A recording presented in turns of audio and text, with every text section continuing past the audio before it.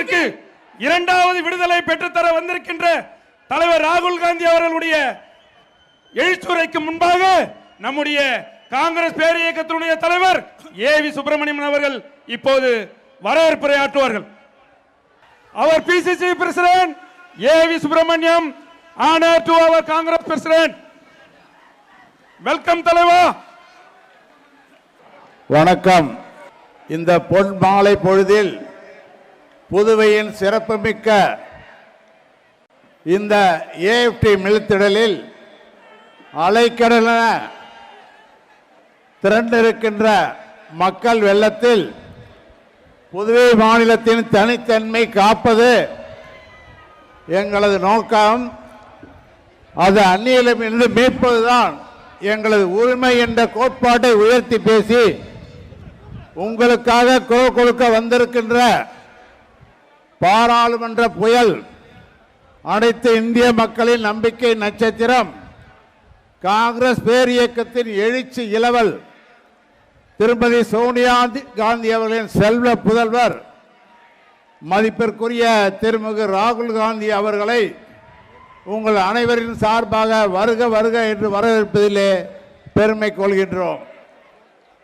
இங்கு வந்திருக்கும் அகில இந்திய காங்கிரஸ் கமிட்டியின் புதுவை பொறுப்பாளர் திருமிகு தினேஷ் குண்டுராவ் அவர்களையும், டேட்டா அனாலிஸ்ட் திரு பிரவீன் சக்கரவர்த்தி அவர்களையும், அகில இந்திய செயலாளர் திரு சஞ்சய் தத் அவர்களையும் மற்றும் டெல்லியிலிருந்து வந்திருக்கின்ற அனைத்து இரு கரம் கூப்பி வரவேற்கின்றோம். தமிழக காங்கிரஸ் தலைவர் சொல்லின் செல்வர் திரு அழகிரி அவர்களை திரு பீட்டர் அல்போன்ஸ் அவர்களையும் மற்றும் தமிழ்நாட்டிலிருந்து வந்திருக்கின்ற அனைத்து நிர்வாகிகள் அனைவரையும் வரவேற்கின்றோம்.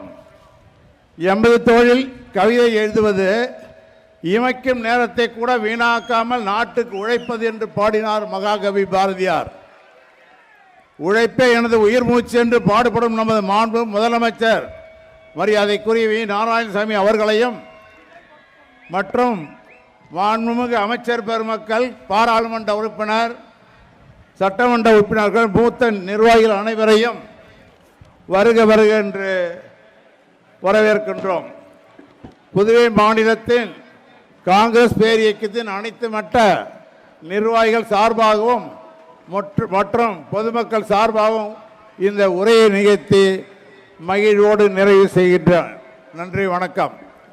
அடுத்ததாக நமது எதிர்கால இந்தியாவின் எழுச்சிமிக்க நாயகன், இந்திய ஜனநாயகத்தையும் மற்றும் பொருளாதாரத்தை மீட்டெடுக்க நடந்து கொண்டிருக்கும் இந்த இரண்டாவது சுதந்திர போராட்டத்தில் தன்னை முன்னிலைப்படுத்தி கொண்டு அல்லும் பகலும் அயராது பாடுபடும் திரு ராகுல் காந்தி அவர்கள் தற்போது உரையாற்ற வரும்படி கேட்டுக்கொள்கிறோம். புலமைமிக்க ஆங்கில உரையினை நமது மதிப்பிற்குரிய புகழ்பெற்ற விவாத பேச்சாளர் பீட்டர் அல்போன்ஸ் அவர்கள் மொழிபெயர்த்து அதற்கு முன்பாக நமது முதலமைச்சர் அவர்களை பேசும்படி அழைக்கின்றேன். இந்த நாட்டினுடைய பிரதமராக ஆகி இந்த நாட்டை வழிநடத்த போகின்ற நம்முடைய இளம் தலைவர், இந்த நாட்டு மக்களுடைய விடிவெள்ளி அருமை தலைவர் திரு ராகுல் காந்தி அவர்களே, மரியாதைக்குரிய பொதுச் செயலாளர் அவர்களே, மரியாதைக்குரிய காங்கிரஸ் கட்சியுடைய தலைவர் அவர்களே, மரியாதைக்குரிய பாராளுமன்ற உறுப்பினர் அவர்களே, மரியாதைக்குரிய அமைச்சர் பெருமக்களே, மரியாதைக்குரிய சட்டமன்ற உறுப்பினர்களே, மேடையில் அமர்ந்திருக்கின்ற தலைவர்களே, இங்கே திரளாக வந்திருக்கின்ற என் அருமை பெரியோர்களே, தாய்மார்களே, நண்பர்களே, இந்திய நாட்டு மக்கள் அனைவரும் நம்முடைய தலைவர் ராகுல் காந்தி அவர்களை குறிப்பாக தென் மாநிலங்களிலே பிரதமராகத்தான் பார்க்கிறார்கள். உங்களுக்கு தெரியும், 5 ஆண்டு காலமாக 2016ஆம் ஆண்டு காங்கிரஸ் திராவிட முன்னேற்ற கழக கூட்டணி ஆட்சி அமைந்த பிறகு பல்வேறு வகையான மக்கள் நல திட்டங்களை நாம் நிறைவேற்றி வருகிறோம். குறிப்பாக கடந்த காலங்களில் என்ஆர் காங்கிரஸ் ஆட்சி இருந்த சமயத்தில் அவர்கள் நிறைவேற்றாத விட்டு சென்ற திட்டங்களை எல்லாம் நிறைவேற்றி, குறிப்பாக மேம்பாலத்தில் இருந்து மேரி கட்டிடம் வரை, காரைக்காலிலே நீதிமன்ற வளாகத்தில் இருந்து, அது மட்டுமல்லாமல் பக்கத்தில் இருக்கின்ற குறிப்பாக அனைத்து திட்டங்களையும் தொடர்ந்து நாம் நிறைவேற்றி வருகிறோம். இந்தியாவில் புதுச்சேரி மாநிலத்தில் மட்டும்தான் விவசாயிகளுக்கு ஏராளமான சலுகைகள் வழங்கப்படுகிறது என்பதை தெரிவித்துக் கொள்கிறேன். நம்மை பார்த்து நரேந்திர மோடி அரசு பாடம் கற்றுக்கொள்ள வேண்டும், எப்படி விவசாயிகளுக்கு மரியாதை கொடுப்பது என்பதை. அது மட்டுமல்ல, கல்வியிலே முதலிடத்தில் இருக்கிறோம், விவசாயத்தில் முதலிடத்தில் இருக்கிறோம், மருத்துவத்தில் முதலிடத்தில் இருக்கிறோம், சமூக நலத்திட்டங்களில் முதலிடத்தில் இருக்கிறோம், சட்டம் ஒழுங்கில் முதலிடத்தில் இருக்கிறோம்.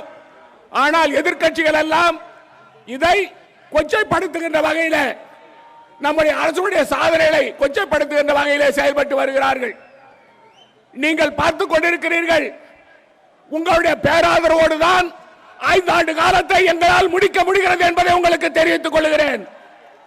புதுச்சேரி மாநில மக்கள் கொடுத்த ஒத்துழைப்பு, அதன் மூலமாக நம்முடைய மாநிலத்தில் வளர்ச்சி திட்டங்களை நிறைவேற்றியது மட்டுமல்லாமல், நம் மாநிலத்தில் இருக்கிற ஆதி திராவிட சமுதாயத்தைச் சேர்ந்தவர்களுக்கு ஆரம்ப கல்வி முதல் ஆராய்ச்சி கல்வி வரை இலவச கல்வி திட்டத்தை இந்தியாவிலே முதன்முறையாக புதுச்சேரி மாநிலத்தில் செய்திருக்கிறோம். மாணவர்களுக்கு காலை உணவு திட்டத்தை நிறைவேற்றி இருக்கிறோம். இப்படி பல திட்டங்களை நாம் நிறைவேற்றி நம்முடைய மாநிலத்துடைய வளர்ச்சிக்கு நரேந்திர மோடி அரசுடைய வளர்ச்சி விகிதம் என்ன தெரியுங்களா?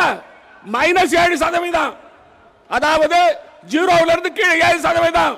நம்முடைய வளர்ச்சி விகிதம் 10.2% புதுச்சேரி மாநிலத்துடைய 4 ஆண்டு காலமாக மத்தியில் இருக்கிற பாரதிய ஜனதா அரசு புதுச்சேரி மாநிலத்தில் இருக்கின்ற அவர்கள் புதுச்சேரியில் இருக்கின்ற எதிர்க்கட்சிகள் எல்லாம் ஒருங்கிணைந்து நம்முடைய ஆட்சியை கழிப்பதற்கு கங்கணம் கட்டிக்கொண்டு வேலை செய்தார்கள். ஆனால் புதுச்சேரி மாநில மக்கள் நம் பக்கம் இருக்கின்ற காரணத்தால் அவருடைய சூழ்ச்சி பலிக்கவில்லை. நம்முடைய அரசாங்கத்தை அவர்களால் தொட்டு கூட பார்க்க முடியவில்லை. இப்பொழுது ஒரு சோதனையான காலத்தில் இருக்கிறோம். நம்முடைய புதுச்சேரி மாநிலத்தை தமிழகத்தோடு இணைக்க நரேந்திர மோடி அரசு செய்து கொண்டிருக்கிறது. அதை முறியடிக்க வேண்டுமா வேண்டாமா? அதை முறியடிக்க வேண்டும் என்று சொன்னால் மக்கள் சக்தி ஒருங்கிணைந்து 2021 நடைபெற இருக்கின்ற சட்டமன்ற தேர்தலில் மதச்சார்பற்ற கூட்டணி காங்கிரஸ் தலைமையில் அன்னை சோனியா காந்தியின் தலைமையிலேயும் அருமை தலைவர் ராகுல் காந்தி தலைமையிலேயும் இடத்தில் ஆட்சி அமைவதற்கு அனைவரும் பாடுபட வேண்டும் என்று கூறி விடைபெறுகிறேன். நன்றி, வணக்கம். தமிழகத்திலே இருந்து வருகை தந்திருக்கின்ற KS அழகிரி அவர்களுக்கும் மரியாதைக்குரிய பீட்டர் அல்போன்ஸ் அவர்களுக்கும் இந்த நேரத்தில் நாங்கள் வணக்கத்தை கூறி, இப்போது மரியாதைக்குரிய மாண்புமிகு பாராளுமன்ற உறுப்பினர், நாம் ஆவலோடு எதிர்பார்த்துக் கொண்டிருந்த காங்கிரஸ் கட்சியினுடைய உயிர் மூச்சு தலைவர் ராகுல் காந்தி அவர்கள் இப்போது உங்கள் மத்தியிலே பேசுவார்கள். தலைவர் ராகுல் Gandhi.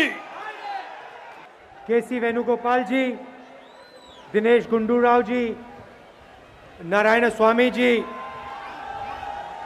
Subramaniam ji, KS Alagiri ji, V. Vethlingam ji, MLAs, leaders on the dais, party workers, friends from the media, brothers and sisters, I'd like to welcome all of you here today. Puducherry has a very particular and unique culture and history. Puducherry மாநிலம் இந்தியாவிலே ஒரு தனித்துவமான கலாச்சாரத்தையும் ஒரு முதன்மையான இடத்தையும் பெற்றிருக்கின்ற அற்புதமான நிலப்பரப்பு. There are many different cultures, languages and traditions in this country. இந்த நாட்டில் பல மொழிகள், பல கலாச்சாரங்கள், பல பின்புலங்கள் இருக்கின்றன.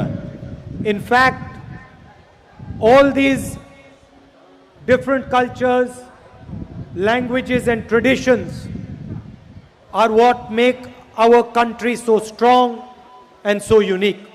இந்த மாறுபட்ட கலாச்சாரங்களும் மொழிகளும் இந்த மாறுபட்ட பண்பாடுகளும் ஒருங்கிணைந்து இந்தியாவை மிக வலிமை மிகுந்த இந்தியாவாக உருவாக்கி தந்திருக்கிறது. Most countries have one language, one tradition, one religion, India has many languages, many histories, many traditions. உலகின் பல நாடுகளில் ஒரே மதம், ஒரே மொழி, ஒரே கலாச்சாரம் இருந்து வருகின்ற சூழ்நிலையிலே இந்தியாவிலே மட்டும்தான் பல்வேறு மொழிகள், பல்வேறு கலாச்சாரங்கள், பல்வேறு பின்னணிகள், வரலாறுகள் உள்ள ஒரு தேசமாக நம் தேசம் நிமிர்ந்து நின்றது. And when you ask a foreigner what is India's strength, they will tell you your many languages, your many traditions, your many histories, and most important, the fact that all these different languages, traditions, ideas, they live peacefully, harmoniously, and affectionately. வெளிநாட்டிலிருந்து வருகின்ற யாரிடமாவது இந்தியாவினுடைய வலிமை எங்கே இருக்கிறது என்று கேட்டால் அவர்கள் உடனே சொல்வார்கள், உங்கள் நாட்டிலே இருக்கின்ற பல கலாச்சாரங்கள், பல மொழிகள், பல வரலாறுகள், பல பண்பாடுகள் இருந்த போதிலும் கூட அத்தனை கலாச்சாரங்களும், அத்தனை பண்பாடுகளும், அத்தனை மதங்களும் ஒரே குரலாக, ஒரே ஆன்மாவாக எழுந்து நிற்பதுதான் இந்தியாவினுடைய வலிமை என்று அவர்கள் சொல்வார்கள். And to us in the Congress, it does not matter how many people speak a language. It does not matter how many people share a tradition. It does not matter how many people share a history. Congress கட்சியை பொறுத்தவரை ஒரு மொழியை எவ்வளவு பேர் பேசுகிறார்கள் என்பதை பற்றி யோசிப்பதில்லை. ஒரு மதத்தில் எத்தனை பேர் இருக்கிறார்கள், ஒரு பண்பாட்டில் எத்தனை பேர் வாழ்கிறார்கள், ஒரு கலாச்சாரத்தில் எத்தனை பேர் இருக்கிறார்கள் என்று காங்கிரஸ் கட்சி அவர்கள் எண்ணிக்கைகளை எண்ணி பார்ப்பதில்லை. So Puducherry might be small, but it is as important as the biggest state in the country. Puducherry ஒரு சிறிய மாநிலமாக இருக்கலாம், இருந்த போதிலும் இந்தியாவிலே இருக்கிற மிகப்பெரிய மாநிலத்திற்கு எவ்வளவு முக்கியத்துவம் உண்டோ அந்த முக்கியத்துவம் புதுச்சேரிக்கும் உண்டு. And there is a reason why we think like this. அதற்கு ஒரு காரணம் இருக்கிறது. எதற்காக நாங்கள் அதை அப்படி பார்க்கிறோம் என்பதற்கு ஒரு அருமையான காரணம் இருக்கிறது.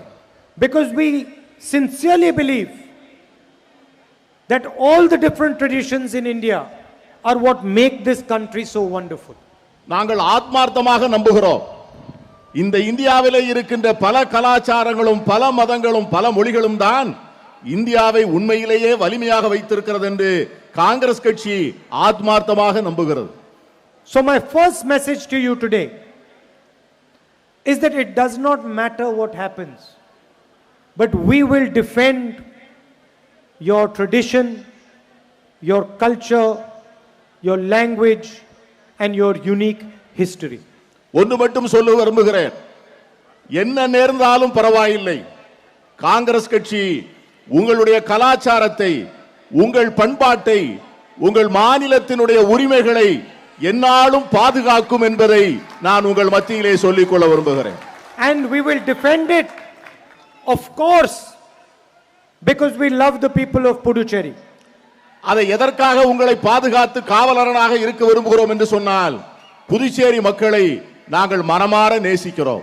But we will also defend it because we love the people of India. அதே நேரத்திலே இந்தியாவுடைய மக்களை அதிகமாக நேசிப்பதால் புதுச்சேரி மக்களை நாங்கள் மிக அதிகமாக நேசிக்கிறோம். So if you say that Puducherry is India, then you also have to say that India is Puducherry. நீங்கள் புதுச்சேரி இந்தியாவிலே இருக்கிறது என்று சொல்வீர்கள் என்று சொன்னால் நீங்கள் இந்தியாவும் புதுச்சேரியிலே இருக்கிறது என்பதை நீங்கள் ஒத்துக்கொள்ள வேண்டாம். It cannot be anything but a relationship of respect. அது என்ன அடிப்படையிலே அமைகிறது என்று சொன்னால் ஒருவர் மேல் ஒருவர் கொண்டுள்ள பரஸ்பர மரியாதையின் மீது அமைகிறது. Because we are part of a nation. We are pieces of the same nation. நாம் இந்த இந்தியாவினுடைய ஒரு பகுதி, இந்த நாட்டை வலிமையாக்குகிற ஒரு பிரதேசம். Puducherry does not belong to someone outside Puducherry. புதுச்சேரியை விட்டு வெளியே வந்து இங்கே உட்கார்ந்திருப்பவர்களுக்கு ஒரு நாளும் சொந்தமாக முடியாது. It is not the personal property of anybody. இது யாருடைய தனிப்பட்ட சொத்தும் அல்ல. And anybody who thinks that Puducherry is their personal property is going to be in for a surprise. யாராவது புதுச்சேரி என்னுடைய சொந்த சொத்து என்று நினைப்பார்கள் என்று சொன்னால் அவர்கள் மிக விரைவில் ஏமாந்து போவார்கள். They might think that Puducherry is small. அவர்கள் நினைக்கலாம் புதுச்சேரி சிறிய பகுதி என்று. They might think that there are not many people in this lovely city. இந்த சிறிய மாநிலத்திலே நிறைய மக்கள் வாழவில்லை என்று அவர்கள் நினைக்கலாம். But then they do not understand the spirit of the people of India. ஆனால் அவர்கள் அப்படி நினைப்பார்கள் என்று சொன்னால் இந்திய மக்களுடைய உண்மையான உணர்வுகளை அவர்கள் புரிந்து கொள்ளவில்லை என்று அர்த்தம். For the last 5 years, Puducherry has had a elected government. கடந்த 5 ஆண்டுகளாக மக்களால் தேர்ந்தெடுக்கப்பட்ட ஒரு அரசு புதுச்சேரியிலே இருக்கிறது. It was a government elected by citizens of Puducherry. புதுச்சேரியைச் சேர்ந்த வாக்காளர் பெருமக்களால் தேர்ந்தெடுக்கப்பட்ட அரசு அந்த அரசு. It was a government chosen by the people of Puducherry. இந்த மக்களால் தேர்ந்தெடுக்கப்பட்ட அரசு. And it was a government that the people of Puducherry chose because they wanted a particular future. இந்த பகுதியினுடைய மக்கள் தங்களுடைய எதிர்காலத்தை உருவாக்குவதற்கு இந்த அரசாங்கத்தால் தான் முடியும் என்று சொல்லி இந்த அரசாங்கத்தை அவர்கள் தேர்ந்தெடுத்தார்கள்.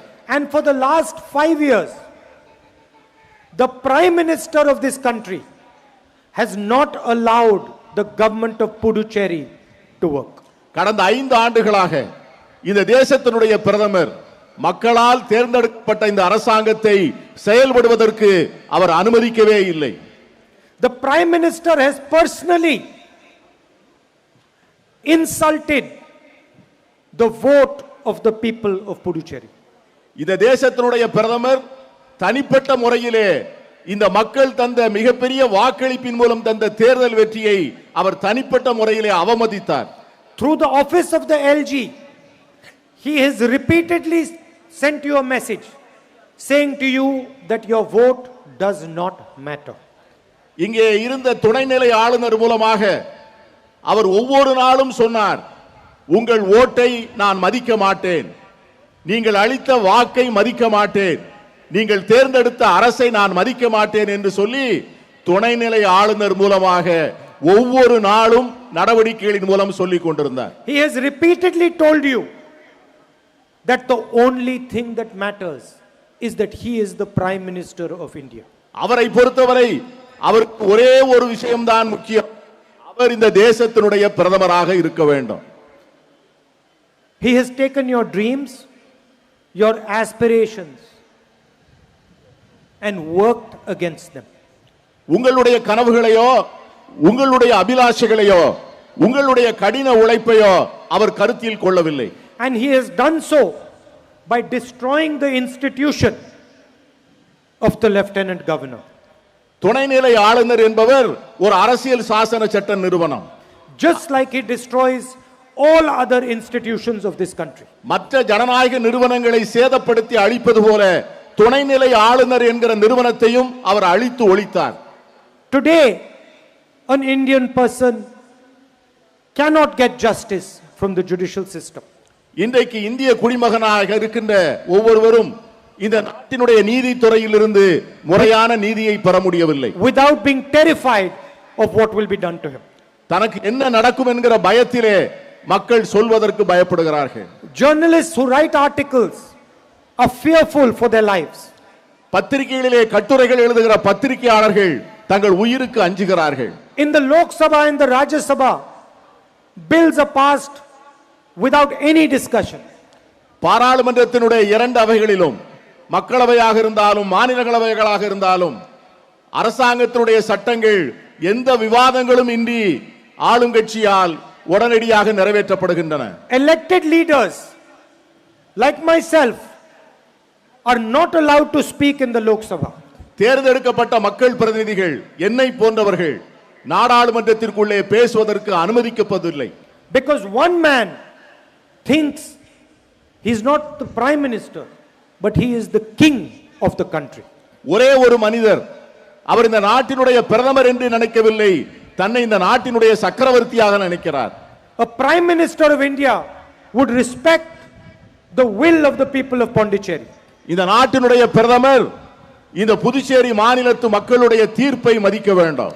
He would give Puducherry the resources that are rightfully theirs.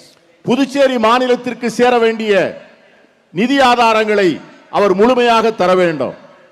But none of this has been done by the prime minister. இதில் எதையும் இந்த பிரதமர் செய்யவில்லை.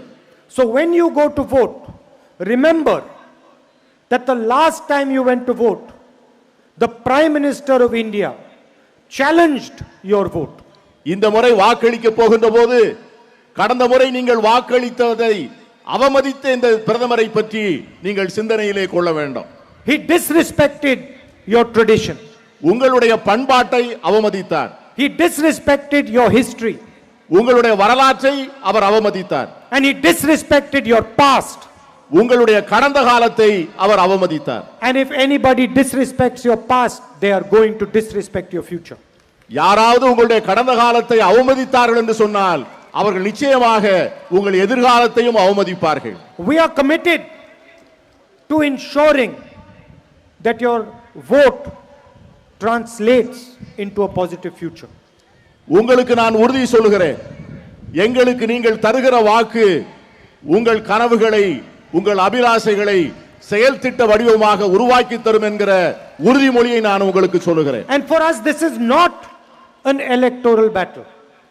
இது தேர்தல் போட்டியாக நான் நினைக்கவில்லை.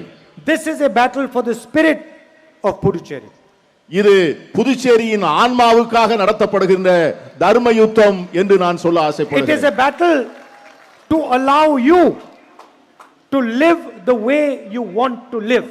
இந்த யுத்தம் எதற்காக என்று சொன்னால் நீங்கள் எப்படி வாழ விரும்புகிறீர்களோ அப்படி வாழ்வதற்கான உரிமைகளை உங்களுக்கு பெற்றுத் தருவதற்காக நான் நடத்த போகிற யுத்தம். It is a battle to ensure that your beautiful land has a future that you choose. இந்த யுத்தம் எதற்காக என்று சொன்னால் உங்களது அழகான புண்ணிய பூமி தனக்கு உரித்தான உரிமைகளை முழுமையாக பெற்றுக்கொள்ள வேண்டும் என்பதற்காக நடத்தப்படுகின்ற யுத்தம். I want to ask you a question. Is the lieutenant governor from Puducherry? உங்களிடம் ஒரு கேள்வி கேட்க ஆசைப்படுகிறேன். இந்த மாநிலத்தினுடைய துணைநிலை ஆளுநராக இருந்தவர் Did she grow up in Puducherry? Was she born in Puducherry? அவர் இந்த புதுச்சேரியிலே பிறந்தவரா, இந்த புதுச்சேரியிலே வளர்ந்தவரா? Does she understand the traditions of Puducherry? புதுச்சேரியினுடைய பண்பாட்டையும் கலாச்சாரத்தையும் உணர்ந்தவரா? Then on what basis does she run this place? எந்த அடிப்படையிலே இந்த மாநிலத்தினுடைய அரசாங்கத்தை அவர் நடத்துகிறார்? Who gave her the right to decide the future of the people of Puducherry?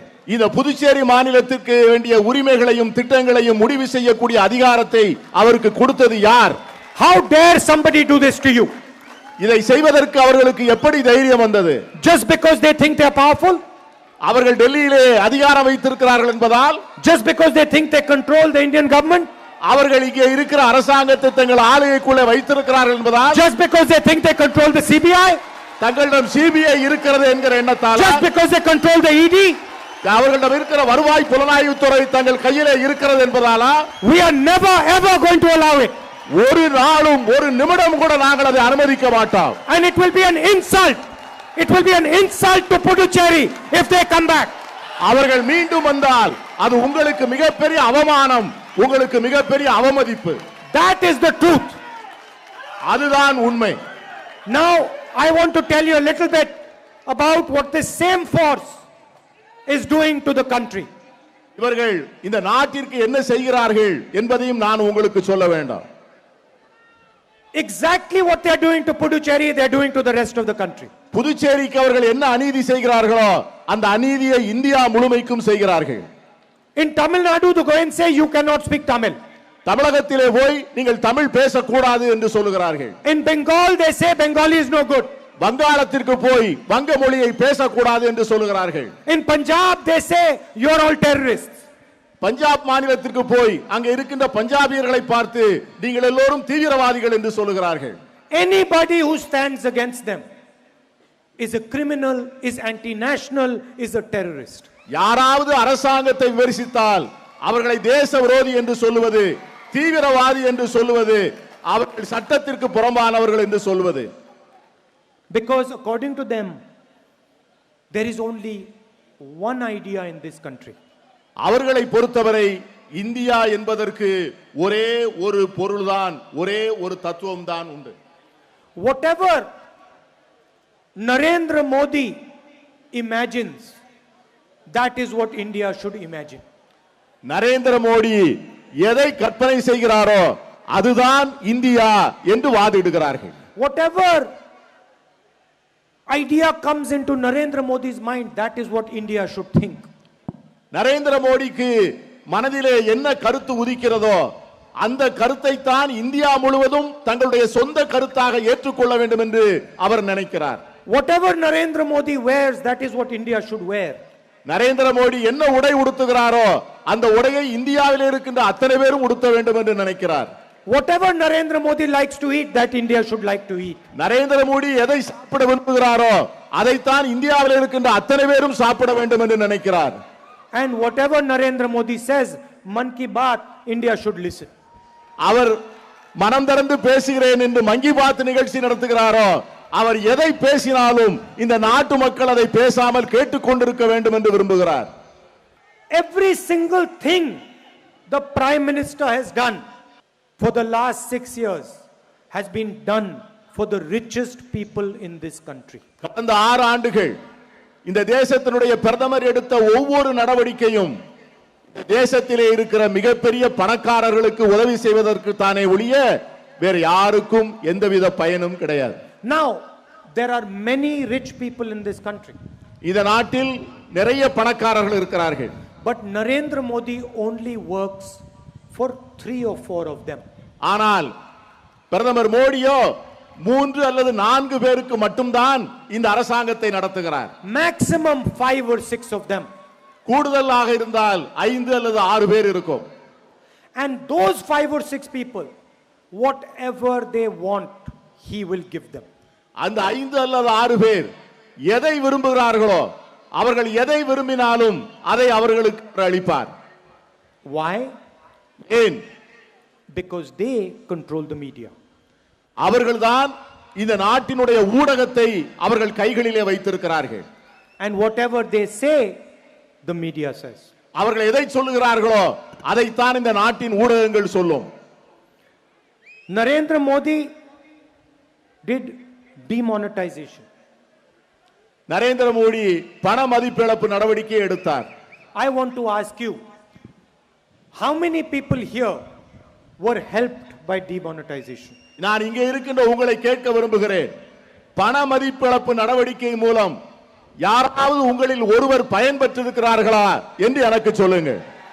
How many people put their money into the bank? எத்தனை பேர் தங்களிடம் இருந்த பணத்தை வங்கிகளில் போட்டார்கள்? Where did that money go? வங்கிகளில் போட்ட பணம் எங்கே போனது? It went to those same 5 or 6 people. நீங்கள் போட்ட பணம் அந்த 5 அல்லது 6 மிகப்பெரிய பணக்காரர்களுக்கு தான் போனது. Lakhs of crores of rupees forgiven from their bank loans.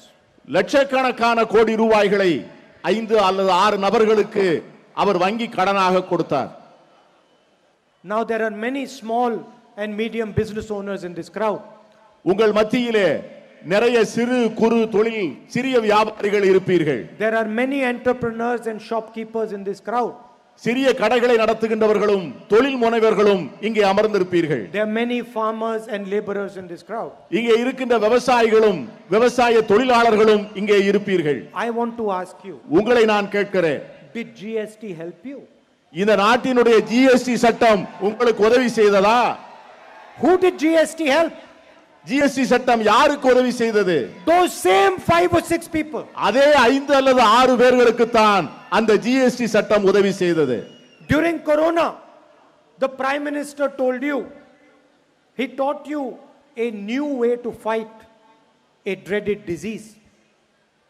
Corona நோய் தொற்று வந்தவுடனே அவர் சொன்னார், இந்த நோய் தொற்றை எதிர்ப்பதற்காக ஒரு புதிய யுக்தி இருக்கிறது என்று சொன்னார்.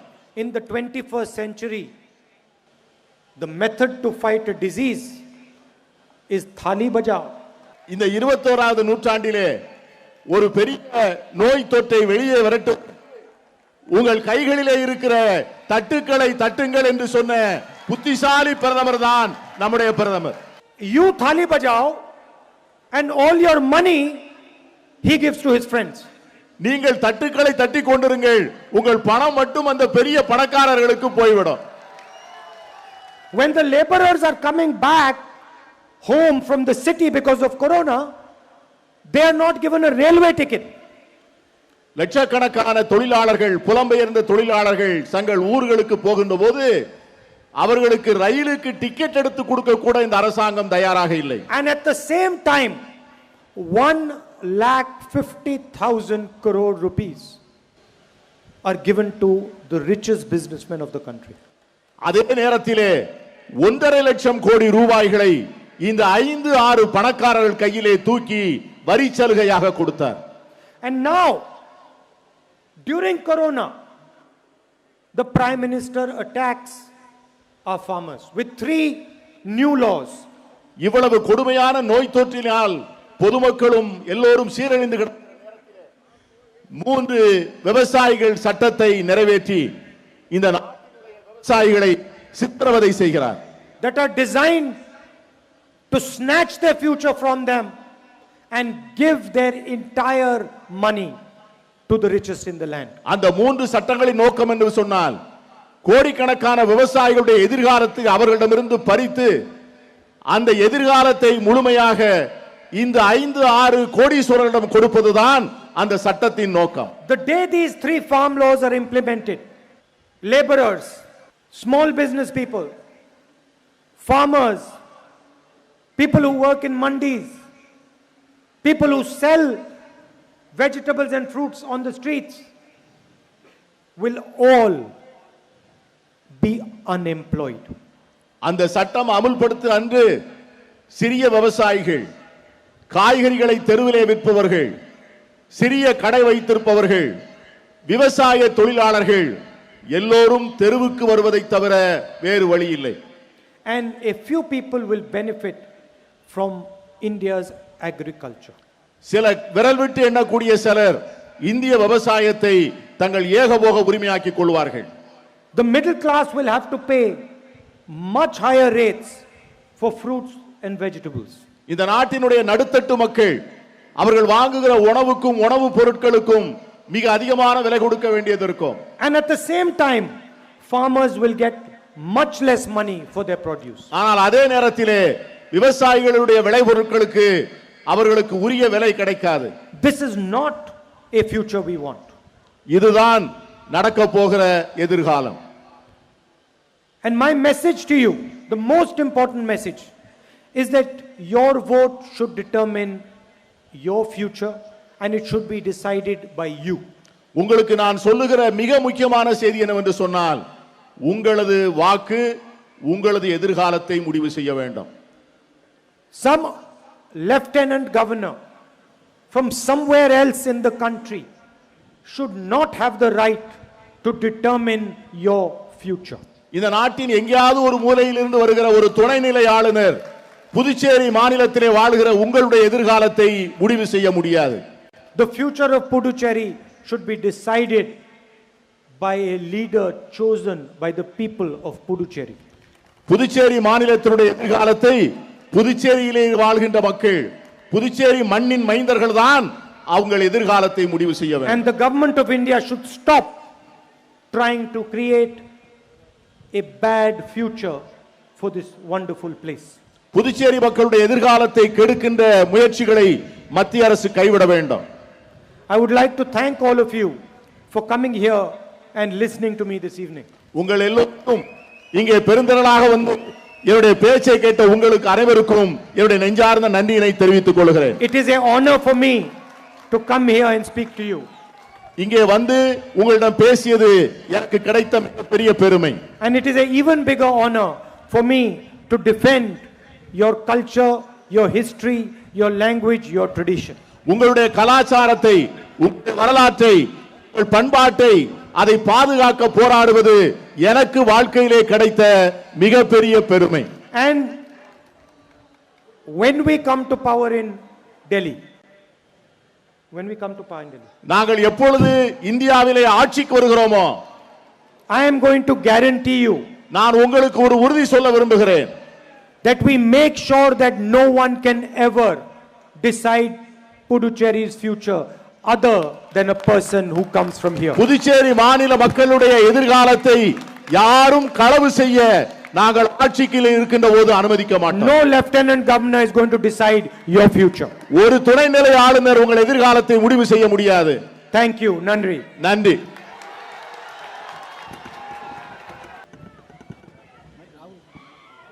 காங்கிரஸ் பேரியக்கத்தினுடைய தலைவர் பெருமக்களுக்கும் வருகை தந்து சிறப்பித்த காங்கிரஸ் பேரியக்க தலைவர்களுக்கும் தொண்டர்களுக்கும் இந்த பொதுக்கூட்டத்தை சிறப்பாக நடத்தி தந்த புதுச்சேரி பிரதேச காங்கிரஸ் கமிட்டியினுடைய தலைவர் ஏவி சுப்பிரமணியம் அவருடைய சார்பிலே உங்கள் அத்தனை பேருக்கும் நன்றி நன்றி நன்றி. சிறப்பான பாதுகாப்பு ஏற்பாடுகளை தந்த காவல்துறையினருக்கும் பத்திரிகை நண்பர்களுக்கும் புதுச்சேரி பிரதேச காங்கிரஸ் கட்சியின் சார்பிலே நன்றி தெரிவித்துக் கொள்கிறோம்.